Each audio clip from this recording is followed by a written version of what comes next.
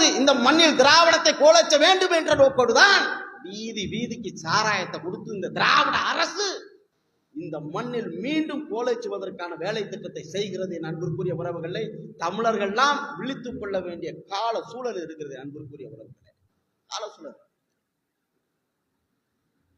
வட மாவட்டங்களிலும் தென் மாவட்டங்களிலும் தென் மேற்கு மாவட்டங்களிலும் டெல்டா மாவட்டங்களிலும் பரவி வாழுகின்ற மக்கள் பெரும்பான்மையான தமிழர்கள் 8 கோடிக்கு மேல சொல்லப்படுகிற இந்த தமிழர்கள் தமிழகம் முழுவதும் உள்ள 5000 பேர் கொண்ட ஒரு சின்ன இனக்குழு இவனை அதிகாரம் செய்கிறது, ஆட்சி செய்கிறது, இவனை குலைச்சுகிறது என்றால் இந்த மண்ணில் தமிழர்களுடைய அதிகாரம் துண்டாடப்பட்டு கிடக்கிறது. என் அன்பிற்குரிய உறவுகளே, எங்கள் ஐயா சந்திரகாந்தன் அவர்களுடைய கனவு நினைவாக வேண்டும். அவருடைய அதிகார அரசியல் இந்த நிலத்தில் தான் அதிகாரம் இருக்கிறது என்று முழங்கியது சந்திரகாந்தன் அவர்கள். அந்த அதிகார அரசியலை குடிவாரி மட்டுமல்ல ஒட்டுமொத்த தமிழ் தேசிய இனத்தினுடைய அடையாளமாக நாம் கொண்டு செல்ல வேண்டும். அதற்காக களமாடுவதற்கு தான் இந்த இடத்தில் நாமெல்லாம் சபதம் ஏற்பதற்காக வந்திருக்கிறோம். அன்பிற்குரிய உறவுகளை, ஒவ்வொரு இனக்குழுக்களாக தன் இனக்குழுக்காக போராடுவது அது ஏற்றுக்கொள்ளக்கூடிய ஒன்றுதான், அதில் மாற்று கருத்தல்ல. லட்சம் ஆண்டுகளுக்கு நீண்ட நெடிய வரலாற்று பெருமை கொண்ட தமிழர் என்ற தொன்மையான தேசிய இனத்தினுடைய விடுதலை, அந்த விடுதலை என்பது எங்க இருக்கிறது? இந்த நிலத்தில் தான் அந்த விடுதலை இருக்கிறது. இந்த நிலத்தில் தான் அதிகாரம் இருக்கிறது.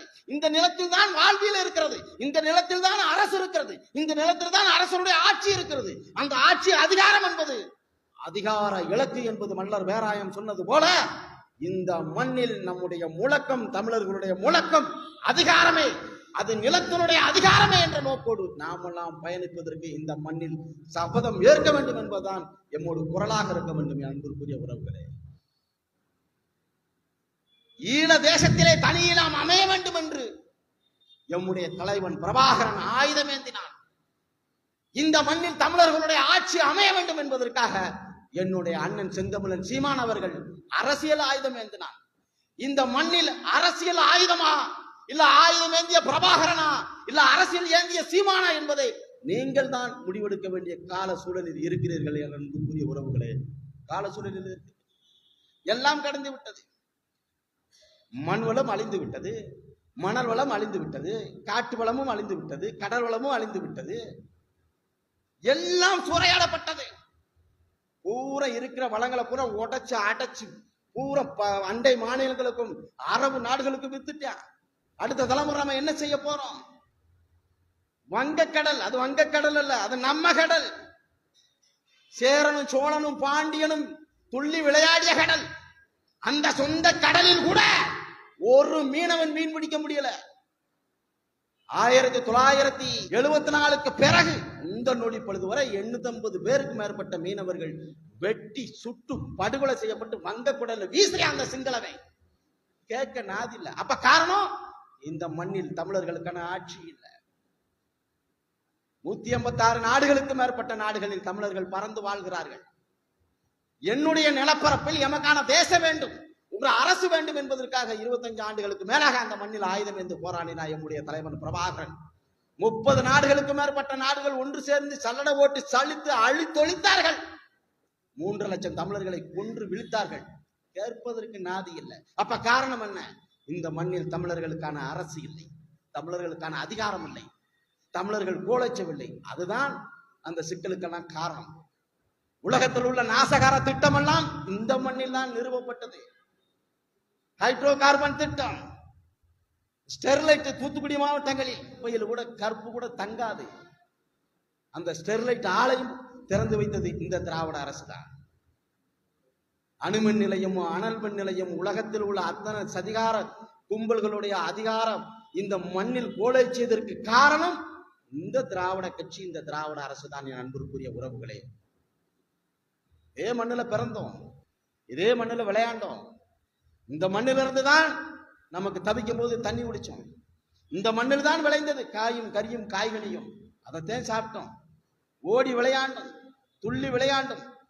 சேரனும் சோழனும் பாண்டியனும் துள்ளி விளையாடிய எங்கள் தேசம், மீனும் நண்டும் நத்தையும் துள்ளி விளையாடிய தேசம் இன்று சீமக்கருவல. தேனி, திண்டுக்கல், மதுரை, ராமநாதபுரம், வைகை நதி பாய்ந்த தேசம் இன்று மலட்டு நிலமாக நிற்கிறது. சொந்த நிலத்தில் மனிதன் வாழ தகுதியற்ற நிலமாக நம்முடைய நிலம் மாறுகின்றது அன்பிற்குரிய உறவுகளே. அதனால் அடுத்த தலைமுறைக்கு நாம் கையெழுத்து கொடுப்பதின் அன்பிற்குரிய உறவுகளை, இந்த நிலத்தை நாம் அடுத்த தலைமுறைக்கு அப்படியே நாம் கொடுக்க வேண்டிய கால சூழல் வர வேண்டும் என்றால் நமக்கான அரசியலை நாம் வென்றெடுக்க வேண்டும். கனிம வளம், காட்டு வளம், மலை வளத்தை நம்மளுடைய தலைமுறைகளுக்கு எடுத்து கொடுக்க வேண்டும். இன்னும் 10 ஆண்டு காலத்திற்குள், இன்னும் அடுத்த தலைமுறை மட்டுமல்ல, அடுத்த ஆட்சியில் மீண்டும் இந்த திராவிட கட்சிகள் அதிகாரத்தில் கோலேற்றினால் இறைவன் கூட இந்த நிலத்தை காப்பாற்ற முடியாத என் அன்பிற்குரிய உறவுகளே.